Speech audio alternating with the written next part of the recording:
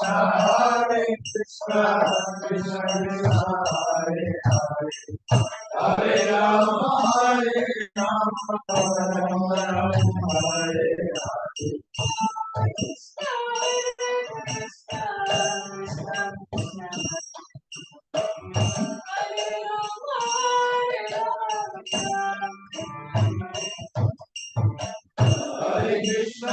Hare Krishna, Krishna Krishna, Hare Hare, Hare Rama, Rama Rama, Hare.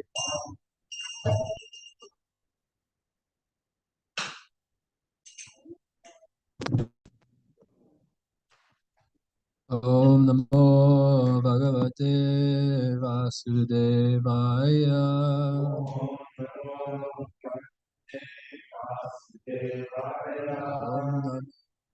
Bhagavate Vasudevaya.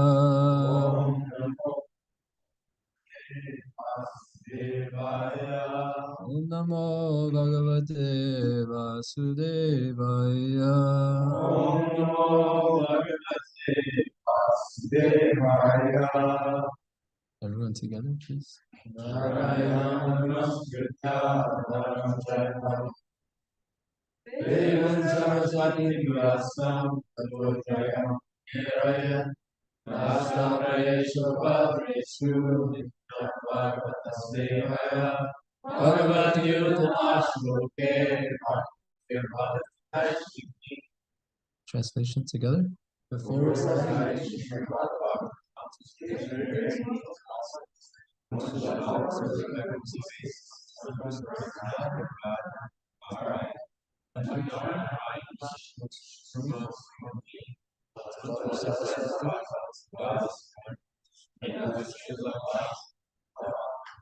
a regular attendance and service. All the sons of Lord completely destroy the personality of Godhead, create and transmit songs, and establish as hero fact. Thank you. Good morning. Welcome all to today's Srimad Bhagavatam class. Yeah, I think we should get into the verses. We'll go one by one. I may have comments along the way, so please forgive my interruptions of the reading.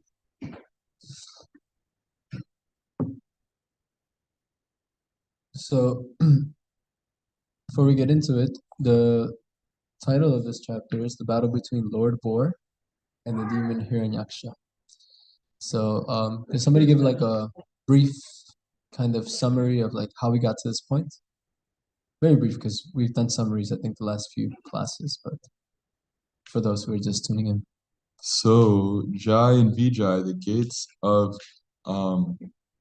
gates of Vish guarding Vishnu and Vaikuntha, some sages walked up it, but they were as little kids, and they said, "You can't come in," and the sages cursed them, and the Lord sanctioned that curse, and they got the choice to live 3 demon lives or 6 devotee lives, and they chose 3 demon lives.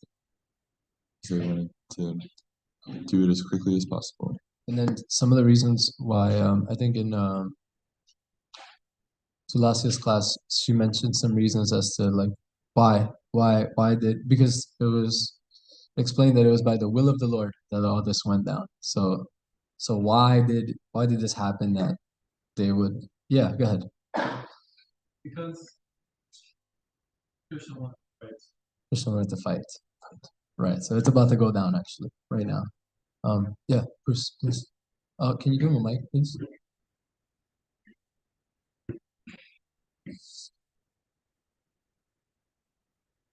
Krishna, sorry to disturb the class. Not disturbed. It makes me wonder. So they chose 3 demon lives over 6 devotee lives. Krishna wanted to fight. What if they chose those 6 devotee lives? Can you say that again, please? Krishna wanted to fight. they chose three devotee lies. I mean, three demon lies. What if they chose the six devotee lies and Krishna didn't get to fight? It just makes me wonder. I wonder too.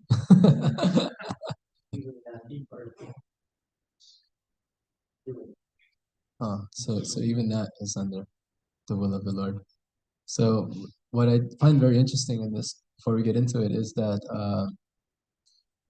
when we were talking yesterday with Kalakanta Prabhu about the materialistic mentality or the demon mentality, is that I, me, mine, whatever I want, And it's funny that as devotees of the Lord, especially in Vaikuntha, they're like so reverential to Krishna, like Lord Krishna, we respect you so much, this and that. But the Lord wanted to fight. So the devotee was like, if you want me to fight, I'll fight. Whatever you need, whatever to please you. So now we're going to get into this part where the Lord Vor is going to be fighting Hiranyaksha. So somebody please start. The proud and falsely glorious Daitya paid little heed to the words of Varuna. Oh dear Vidura, he learned from Narada the whereabouts of the Supreme Personality of Godhead and hurriedly betook himself to the depths of the ocean. He saw there the all-powerful personality of Godhead in his boar incarnation, bearing the earth upward on the ends of his tusks and robbing him of his splendor with his reddish eyes. The demon laughed, "Oh, an amphibious beast!" It's interesting. Last night, me and Rasika were looking for this example of the glowworms. They shine very bright when there's clouds over the moon because it's so dark and the glowworm like shines very bright. But when the clouds clear and the moon is there, they're like so insignificant. It's like their splendor is just like gone. And we see here that it says that with the reddish of his eyes, it robbed Hiranyaksha of all his splendor. It was covered in jewels and gold, and he even had blonde hair.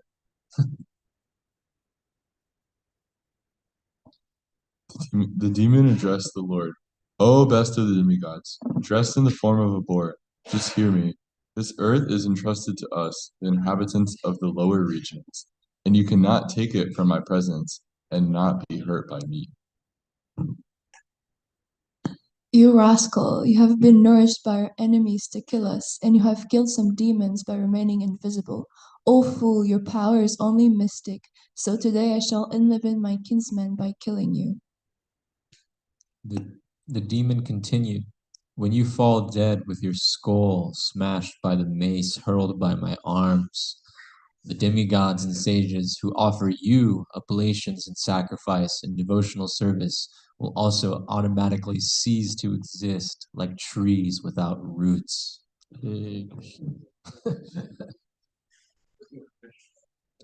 Although the Lord was pained by the shaft-like abusive words of the demon, he bore the pain. But seeing that the earth on the ends of his tusks was frightened, he rose out of the water just as an elephant emerges with his female companion when assailed by an alligator. The demon, who had golden hair on his head and fearful tusks, gave chase to the Lord while he was rising from the water, even as an alligator would chase an elephant. Roaring like thunder, he said, "You are not ashamed of running away before a challenging adversary? There is nothing reproachable for shameless creatures." The Lord placed the earth within his sight, on the surface of the water, and transferred to her his own energy in the form of the ability to float on the water. While the enemy stood looking on, Brahma, the creator of the universe, extolled the Lord, and the other demigods rained flowers on it. The demon, who had a wealth of ornaments, bangles, and beautiful golden armor on his body, chased the Lord from behind with a great mace. The Lord tolerated his piercing ill words, but in order to reply to him, he expressed his terrible anger. The personality of Godhead said, Indeed, we are creatures of the jungle, and we are searching after hunting dogs like you. One who is freed from the entanglement of death has no fear from the loose talk in which you are indulging, for you are bound up by the laws of death. Certainly, we have stolen the charge of inhabitants of Rastatalia and have lost all shame. Although bitten by your powerful mace, I shall stay here in the water for some time, because having created enmity with a powerful enemy, I now have no place to go.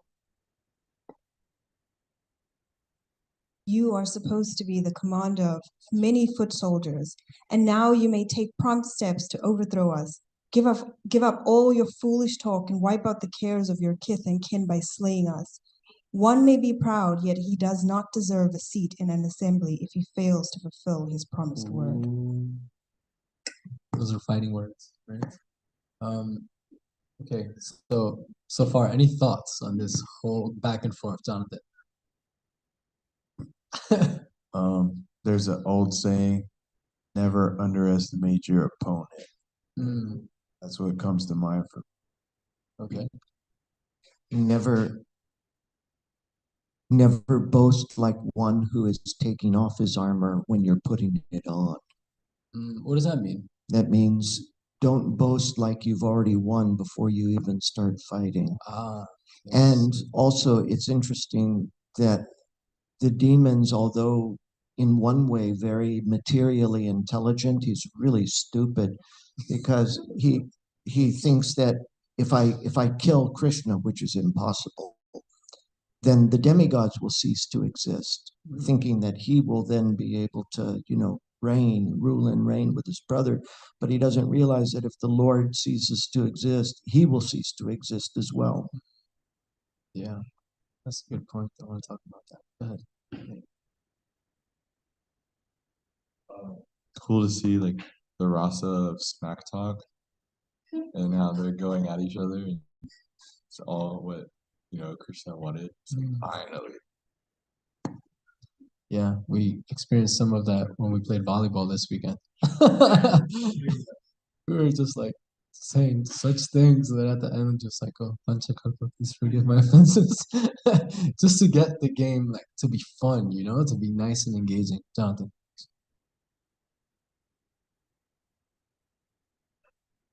One more thing, kind of as a visual that comes up for me in the Srimad Bhagavatam when two powerful entities are getting ready to fight, like right now. It reminds me of like Dragon Ball Z when they're sitting there like powering up and like, yeah, I'm gonna get you do that thing I do, Kakarot. And but they're not really right now, they're not really doing anything, but who knows what they are actually doing while they're preparing for battle. You know what I mean? And they can fly the same way too. They're probably up in the air right now before and fighting in the sky. I see, yeah. Awesome. Thank you all for sharing. So I'm just gonna share some thoughts that came up for me as we read the verses. So if you can go back to the translation of verse 3. Verse 3 says, the demon addressed the Lord, O best of the demigods, dressed in the form of a boar, just hear me. This earth is entrusted to us, the inhabitants of the lower regions, and you cannot take it from my presence and not be heard by me. So what came up for me when I was reading that, it reminded me of a verse in the mantra in Sri Upanishad, the first one. It's very interesting that he's in this mentality of I, me, and mine, like it belongs. It's been entrusted to us, and like now I'm gonna do something about it. But he fails to recognize who is entrusting this this earth to him. Who does it come from, right? And he fails to see that even in front of him is that person who it belongs to. And he's saying, no, it belongs to me. So in Sri Upanishad, I took this quote from the purport, and it says that One should therefore, this is Srila Prabhupada speaking, one should therefore be intelligent enough to know that except for the Lord, no one is a proprietor of anything. So I'll continue, but that's basically it. One should accept only those things that are set aside by the Lord as his quota. So again, the Lord has given them, entrusted them with the care of this earth planet. And because it belongs to the Lord, he just take it whenever. It belongs to him. So that brings up another point for me, that it's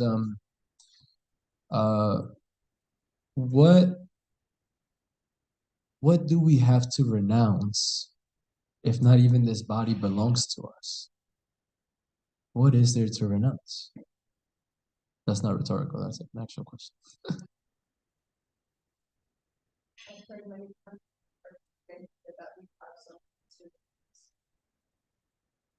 Say that again, so those watching. I've heard many times before that the only thing we have to renounce is the idea that we have something to renounce. Yeah, because So like the false ego. yeah, please go ahead. Thank you.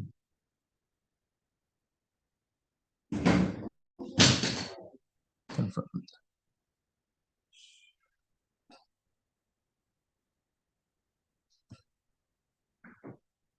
Would maybe propose that we have to come to a place where we renounce our will or desire to act separately from the Lord. Yeah, we want to enjoy apart from him. Yeah, we have to renounce that for sure. And in the purport for that verse is really sweet. Sridhar Swami, Srila Prabhupada quotes Sridhar Swami, and he's just seeing everything that Hiranyaksha is saying, and he's like giving it like a positive outlook. Like he's saying like, you're a beast, you're this, you're that, and then the Lord, Sridhar Swami is like showing us this perspective that actually everything that he's saying is a compliment to Krishna. And there was this other pastime, I can't quite quote it or remember which one it is, but I do remember the principle. It was that somebody was blaspheming the Lord, saying like, you have no mother, and the Lord was thinking like, yeah, I know, I have more than one. That's why I don't, you don't belong to any varna. He's like, yeah, I know, I'm transcendental. So he was taking it all as glorification. So the Lord is so kind to see that even in our attempt, like Putana, like tried to kill him, like he saw, oh, she's feeding me, she's nourishing me, to some degree. So that just shows a little bit of how the Lord is the best friend of all. He sees the good things that we do. We see the bad things that we do. He sees the good things that we do. So sometimes we may struggle a little bit, and we just hone in on the negative stuff, or how we have made mistakes, or how we have failed. And then somehow Krishna, what he sees is that in that space of difficulty, like we still continue to chant our rounds, or we still did some service, or whatever our attempt was, he sees that and he highlights that. That's how kind he is. So now verse number 4, he's just going on making his threats, which then Krishna later on like makes reference to it. He's like, oh yeah, well, let's see if you can back it up. Number 5, we see that interestingly enough, the demon also recognizes Krishna to be the root of the tree, the same way that we do. Like we say, why go around trying to water different branches and leaves when we can just go to the root and then everything will be satisfied? So the demon also recognizes that Krishna is the root. So in the purport, Srila Prabhupada says that the demon wants to uproot this source because if the root, God, were to be checked, the activities of the Lord and the devotees would automatically stop. The demon would be very much satisfied by such a situation in society. Demons are always anxious to be a godless society for their sense gratification. So yeah, it's just very interesting that to me that Krishna, it's the same thing. Like it's the same principle of Krishna being the root, but just being seen differently. I thought that was interesting. So the next one, this is the verse that we're gonna focus on. So if we can go into it. Next one, sixth.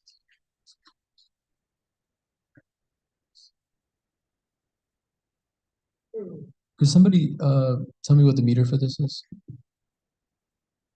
Who are you chanting? Please? No, no, follow.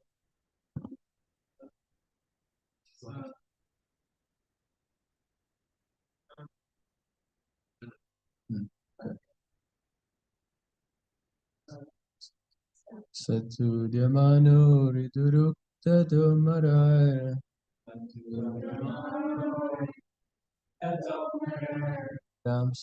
samstra ragam upalaksha bidam todam prisam niragad ambumadya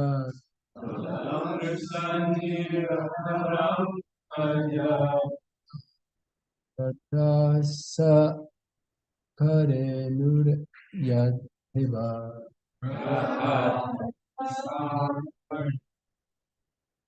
Somebody else please chant. That was difficult.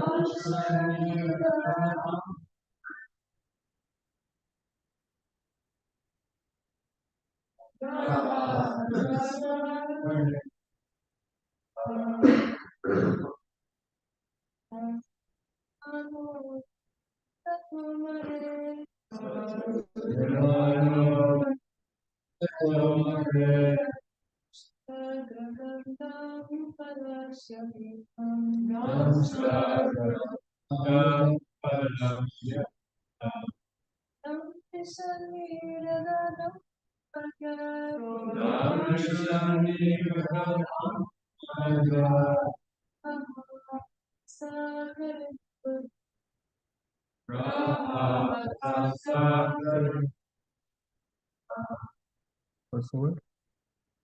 We went together, please.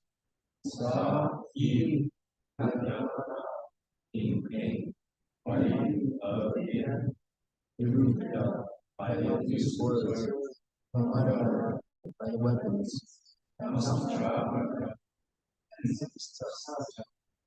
situated down the earth, Upalaksha, sea, down, go down, the sky, Virana, Ampumadya, and the midst of water,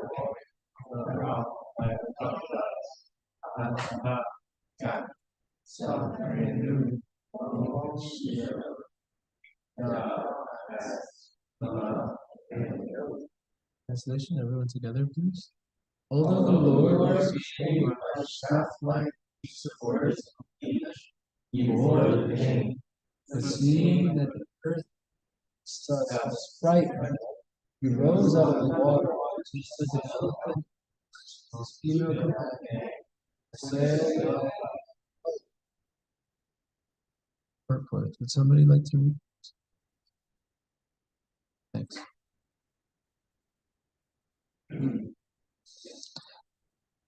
The Mayavadi philosopher cannot understand that the Lord has feelings.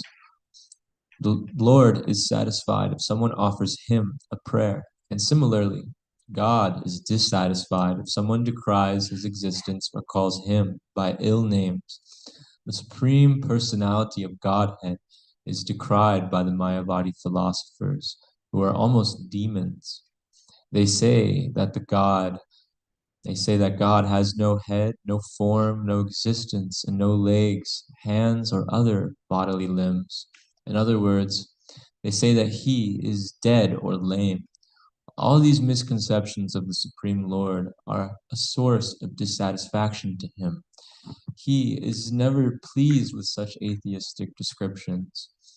In this case, although the Lord felt sorrow from the piercing words of the demon, he delivered the earth for the satisfaction of the demigods, who are ever his devotees. The conclusion is that God is as sentient as we are. He is satisfied by our prayers and dissatisfied by our harsh words against him. In order to give protection to his devotee, he is always ready to tolerate insulting words from the atheists.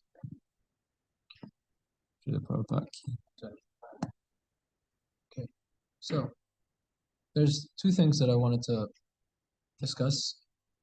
So we understand a little bit about the fight. It's about to like really happen.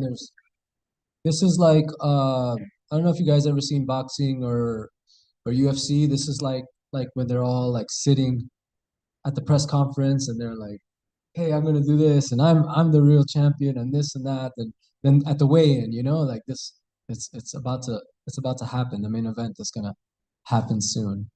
So today's topic for me was modern day demons, which classes on demons I find to be very difficult because like how do we find maybe some kind of positive spin on I don't know, just looking at ourselves and our, I guess, less than saintly qualities or tendencies.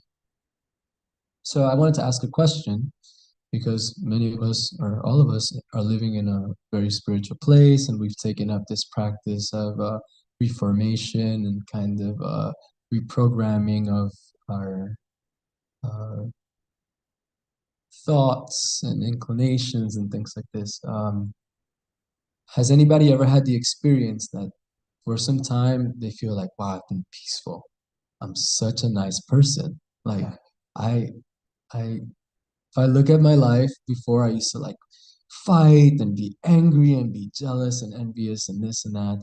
But now like I talk quietly, I'm careful with my words, I think about how they may affect someone, but then something happens with one person and we blow up.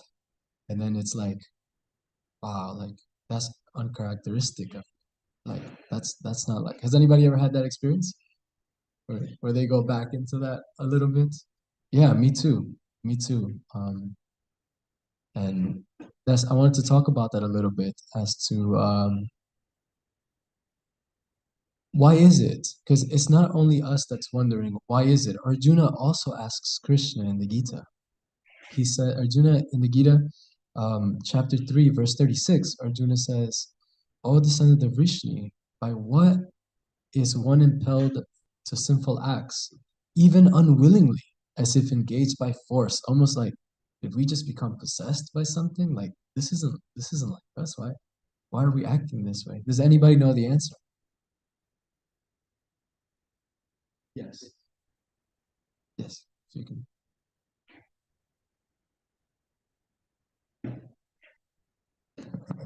It's lust only, O son of Priti. Yeah. So it's not that the super soul is telling us like be bad and do this and do that, you know? Actually it's our coming in contact with material nature and everything that's in it. See, I wanted to also talk about the three potencies, the three major energies of the Lord. Can somebody name them? Internal, external, and marginal. So what is the internal potency of the Lord? The spiritual energy, yeah, the super soul is spiritual for sure. What is the external? Maya. Okay, what's another word? What's another way that we can describe the external? Material energy, right? And then the other one, the one that is in the middle, is the living entity. Also, what is another description of that energy? Marginal, right? So can somebody tell me what that means? Marginal energy. Yes, please. Because we're infinitesimal and very small, we have a tendency and the ability with a limited freedom to go one direction or the other, to associate with the spiritual or material energies. But in our very nature, we're actually part of the spiritual energy, but we have this tendency to go one way or the other. Yeah, we have that choice. Krishna is kind. He gives us that choice at all times. So, yeah, the first is the internal potency, which is spiritual. Then we have the marginal, which is the living entity, which can go from, depending on whether it chooses to associate with spirit, it goes in that direction. And if it chooses to associate with matter, it goes in that direction. Then we have the material energy, right? So, what determines in which way we lean? Towards the spiritual or the material? What is a determining factor?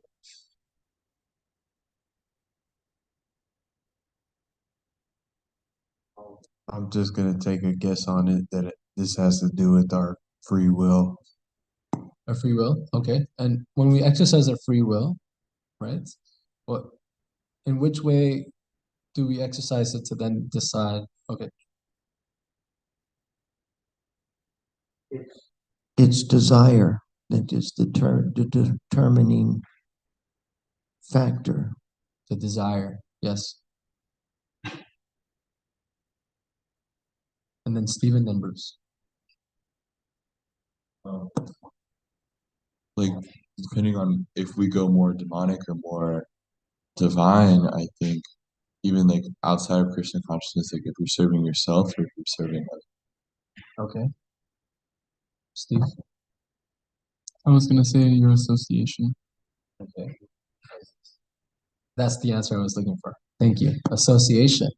So this association is it's not just a spiritual term. I mean, I only started hearing it here. Like when I started hanging out around like spiritual circles, association, whatever. But it's just everywhere. I don't know if you guys are familiar with algorithms. Have you ever heard of algorithms?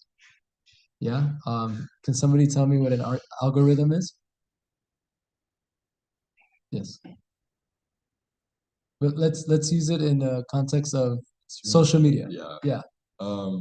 They have data on everything you've ever liked before and give you reels and other content that fits your profile. Your desires, huh? What you like to watch.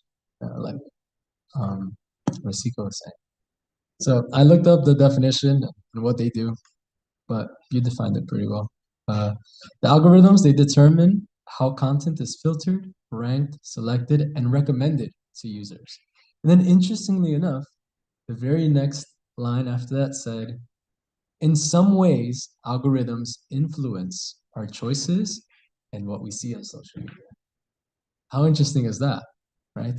So if we think about our consciousness as algorithms, right? What is it that we're engaging in, right? Because nobody sees our algorithm until we start sharing, right? You don't really reveal what's in here until you start talking. When you speak, what's inside is revealed, right? So I remember sending Gopi some reels, and he's like, "Bro, what is in your algorithm?" It was like really embarrassing stuff. He's like, "Man, your algorithm's messed up." I'm like, "Oh, exposed." So the thing is that in the same way, when our association is saintly, when our association is pure, what we start to when we start to kind of give out, what's going to come out is what we've been associating with. So it's really important that we spend time here hearing and chanting and in the association of devotees, that even if you're playing volleyball, there's still a mood and a culture of respect and care and affection, so that's what could come out. So I wanted to share a little bit about these algorithms. So yeah, if I've associated with puppies, on Instagram for the last 3 months. My whole page is just full of puppies or like chubby Asian babies or UFC fighting reels or home decor, right? When I go into Instagram to or I don't know, Safari or some kind of search engine that has these algorithms in place, when I go to type in because I'm given a class, I want to type in Arjuna, right? Before I even get to the J, it's like armbar, or like all kinds of like UFC like submissions, like takedowns or anything that the algorithm is already kind of it's what do you call it? Anticipating. Thank you. Disembodied voice from the altar. So in the same way, when something happens to us, right, and we're triggered, naturally we're gonna go to what has been in there already. And some of these algorithms in our lives are set very early by the way that we're raised, by our interactions with those that care for us, by all these things. And so it's important to understand that Krishna, like I said before, he's our best friend. He's not judging us, he's not hard on us. You see? So when we see these tendencies come up, right? Because somebody said yesterday or the day before, I don't know, I've heard this I think in the last 3 classes that demons in a certain yuga are somewhere, and then in another one they're somewhere, and then in this one they're within us, right? I couldn't find the scriptural reference for that, but I'll take it. I heard it from the devotees. So yeah. So these tendencies are within us, and these algorithms have been set very early. So what do we do? What are some ways in which, now just speaking about Instagram or social media, in which these algorithms can be changed? Can somebody give me any ideas? Any thoughts? Use the mic, please.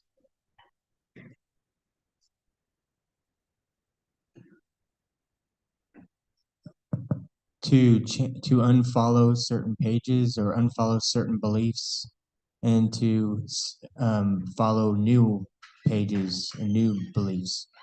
So, like, if you want to see more cats instead of dogs in your feed or something, you would go and find cat pages and follow them. Or if you want, like, to see more Ishkan posts, then you want to follow pages that is Ishkan related, and then unfollow all the pages that may have lust or something like that on your feed. And that's what I've been doing, and that's what I tell a lot of people to do, to clean up your feed by just unfollowing people that is not in alignment with what you want in your mind. Yeah. Now, isn't it like really painful to see what we've liked before when we go to unlike? Isn't it like really like almost it can be disgusting when we see like, wow, look at what I've been into, right? Like that's just judgment, though. You see?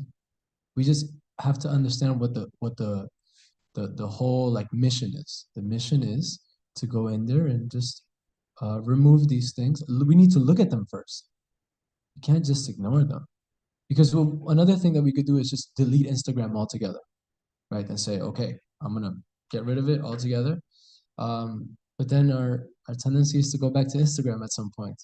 And what's gonna come up? That very same thing. Yeah, so unless we go back and work through these things, they're gonna continue to come up in different ways, you know? So yeah, I was thinking that, well, does anybody have any thoughts or any questions? Yeah, please go ahead.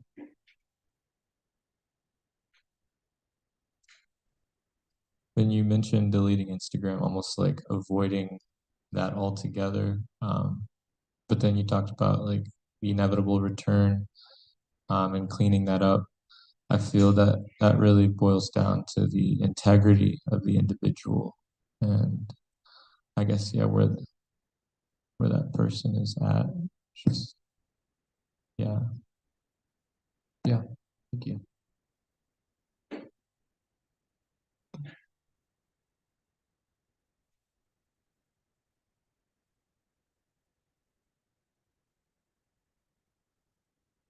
I just wanted to say that liking these pages or following these certain things, it really just plays into like the other person's false ego.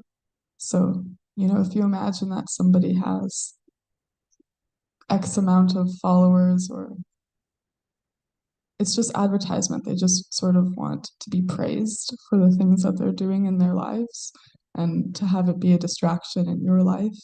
So it's like all these outlets of social media are very numbing. And although it's addictive, I think that's the whole idea behind it. It's that, we seek pleasure in something else that has nothing to do with our lives, but it's because we're bored and we don't have maybe something passionate that we can actually follow internally. So we look externally to get inspiration or just to clear out our mind because we're stressed or something, but in turn it actually becomes really dark and addictive, as you said. Like you just keep coming back even if you delete that thing, Facebook, Instagram, whatever. So it's like a cycle. Thank you. Rosika?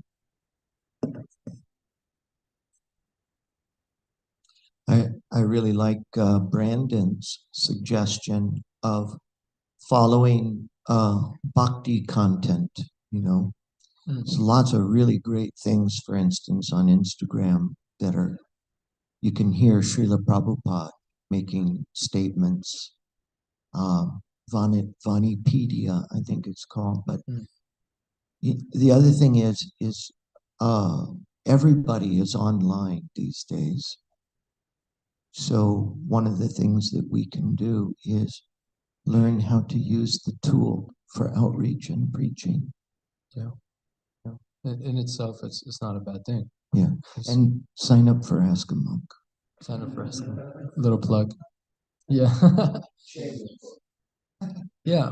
So a few things just to kind of to go back is to understand that we have momentum. We've been in this, even if we've been in this, we're born into this movement, or even if we've been in the movement for 30 years. Like Srila Prabhupada says that since time immemorial, we've been around here. So we've accumulated these algorithms, right? These processes, our desires and the direction that we're going, in this material world. So yeah, we just have to be kind to ourselves and just see that there's been a lot of momentum going that way. Just now I'm making this decision to go in the other direction, right? And like Adi Sham said, the fan Krishna, like once we stop engaging so much with the material energy and engage more in the spiritual, the fan blades are still going to spin, but we're not like feeding it anymore, right? So we can expect that there's still going to be a little bit of momentum going into our old tendencies. However, with guidance and with a sense of a little faith and some surrender, then we see that Krishna can reciprocate accordingly. So to the degree that we want to make this change, even if we're struggling, if at the moment of struggling we are deciding like, I'm having a hard time right now, Krishna, but please help me. He's going to reciprocate with that. He's really going to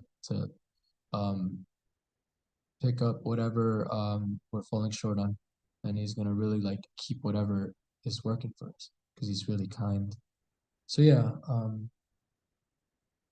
these habits, they're helpful. They're helpful for us to see what our desires have been and how we can now engage those desires in Krishna service, because it's not about stopping desires, but it's those same desires, those same inclinations, those proclivities, just redirect them in Krishna service. And with the help of our guides and our spiritual master, it just becomes so, it's almost seamless. Like if we just allow ourselves to just maybe follow somebody who can see better than we can and can engage us in that way, we'll see like, oh, this isn't really all that different. It's not really like, it's the same thing. I still have the propensity to fix cars, or I would sing in the shower all the time anyway, right? And now my guru is saying, now just sing in the temple or whatever, you know. So you're still singing, right? But we need to have open ourselves up a little bit to the opportunity, or maybe in the possibility that someone can see a little better than I can, and they're just gonna engage me. I don't have to change who I am as a person, you know. Like I have these propensities. Let me disengage them in this way. You know, there may need to be some adjustments and rectification, because we might be really wild.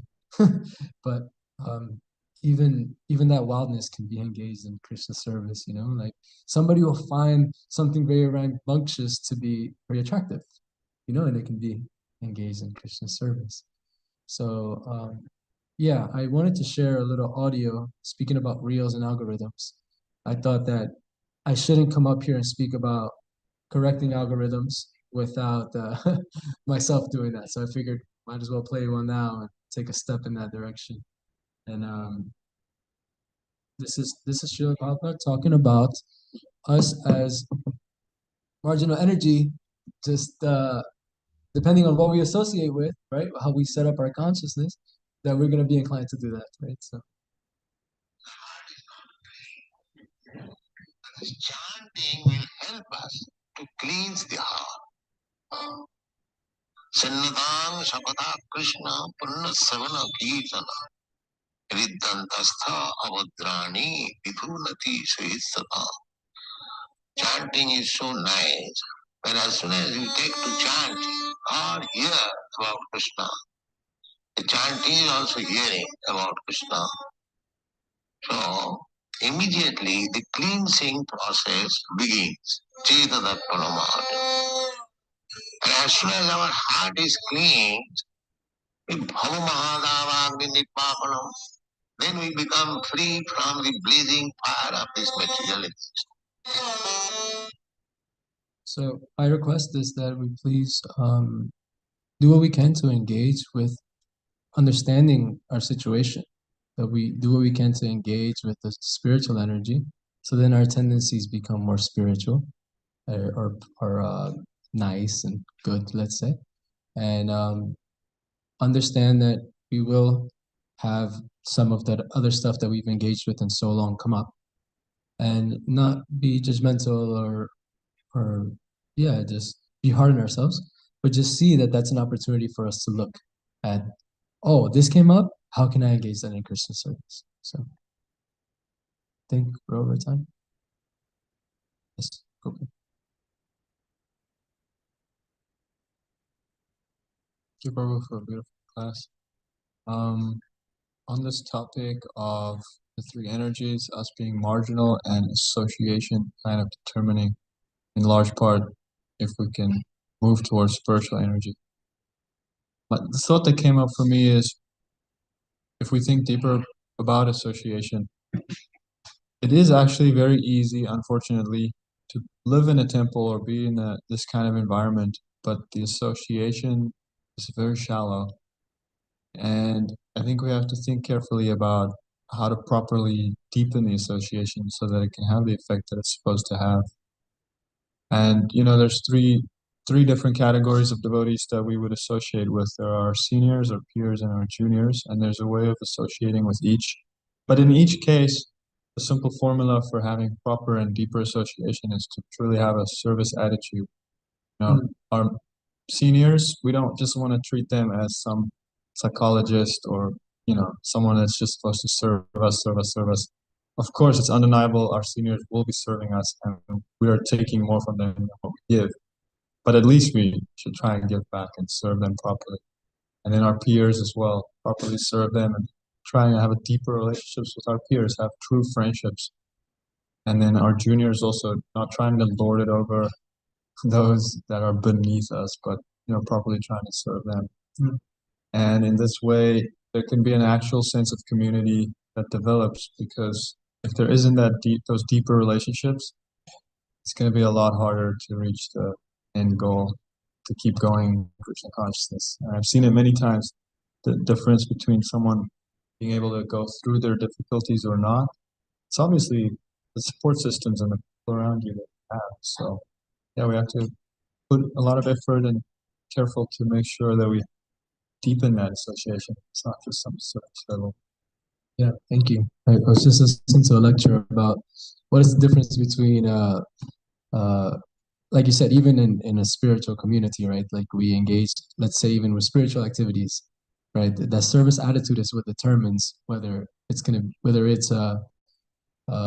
mundane or whether it's, because we can say, somebody can say, yeah, we're going on books today, and we can be like, oh, I don't want to go on books, but we still go.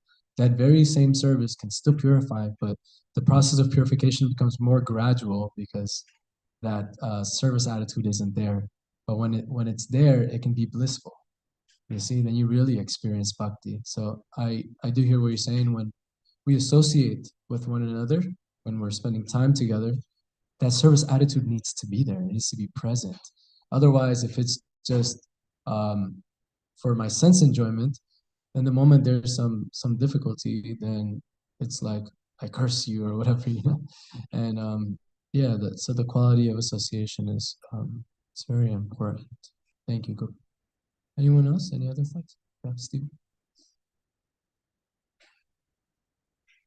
Just on the last thing that you spoke about before you opened it up for discussions is that even someone's wildness can be dovetailed or could be used in Krishna service. And that reminded me of a conversation that I had with a devotee over spring break. We were talking about this other devotee who stayed at Krishna House for some time. He's not following like Prabhupada's instructions as seriously now, but he had a lot of sincerity and it was just amazing to me that even though he's not like the cookie cutter image of like a I guess a paka devotee or like a fixed up devotee, he still had a really amazing effect on someone else and helped them in their Krishna consciousness and helped them to take the steps to advance in devotional service. Whereas on the other hand, I remember I was in a position of insincerity in my Krishna consciousness, and I gave some really bad association to a student that we were kind of preaching to, and so it's like I was thinking like, oh, I'm so advanced, I'm so fixed up. Let me like preach to this person, but then it had the opposite effect of this devotee of a different devotee who was not exactly in line with everything that Prabhupada gives, but still his sincerity and his mood somehow or another was actually helpful for others. So it's not always like clear cut like that. Yeah. Rasika Prabhu, could you help me? There's a verse in the Gita that says that every endeavor, every service comes with some fault. Are you familiar? Do you know what? Do you know what verse it is? A number or anything? Yeah. So there's this verse that says that in all of our endeavors to do some service, there's going to be some fault, and we see it with Jai and Vijay. They're like they're doing their service, but to the best of their ability. But yeah, they made a mistake. They didn't let the four Kumaras in. So then, but one thing is that as devotees, Krishna, we see with Jai and Vijay, he had their back. They said, we just don't want to forget you. We just want to be engaged in your service. Like, yeah, we made a mistake, but and then he said, okay, it's fine. I got you. I'll take care of you. So I think Nate wanted to say something. Yeah, we are pretty over this. No, I think we should. Let's take one. I'll make it quick. I just really like I think it's brilliant the connection of our desires as an algorithm. So I think it creates this level of like somewhat detachment. You're like, oh, okay, that's this is my mind's algorithm again. Like this is my algorithm that I've had for many lifetimes, and it's just coming up again. And it helps create more attachment to true identity by like having that seeing it as an algorithm instead of like, oh, I really want this. Like, no, that's just your mind really wanting this. So I really like that connection. Thank you. Secret fruit. Real briefly, so on that subject of all service has a fault with it, that for the Lord to be pleased, we don't necessarily need to be perfect in our service. We just need to be sincere. And I can't tell you where the verse is, but I know in that context, Prabhupada says that we need to learn how to tolerate our imperfections until they're removed. And just we can say, oh, well, I can't really do this service because I'm so imperfect. But that's not the right attitude. The right attitude is, I'm going to serve, I'm going to do this service in spite of my imperfection and do it sincerely and with the attitude of humility. And the Lord accepts that. He accepts it wholeheartedly. It's His sanction that you're getting that service. Yeah. So just do it for His pleasure. And Stephen, so what I see in your story is that you wanted to help someone. You wanted to speak to someone. And yeah, you just wanted to bring them closer. Whatever the result is, it's not up to us. So I wouldn't worry about it too much. Good job. Yeah, so maybe you can listen to Prasadam first. Yeah. This is the every endeavor is covered by some fall, just as fire is covered by smoke. Therefore, one should not give up work born of his nature, even if such work. Yeah, we just do what we have to do and keep moving. Srimad Bhagavatam ki jai, Srila Prabhupada ki jai, Go to Premanand.